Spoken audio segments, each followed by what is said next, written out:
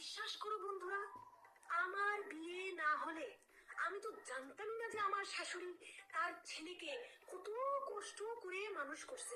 মানে প্রতিদিন আমি যে কথা শুনি যে তার ছেলেকে সে কষ্ট করে মানুষ করছে, শুনতে শুনতে শুনতে শুনতে বিশ্বাস করো আমার কানটা একদম ঝালা পালা হয়ে গেছে। কত কষ্ট করে সে তার ছেলেকে মানুষ করছে।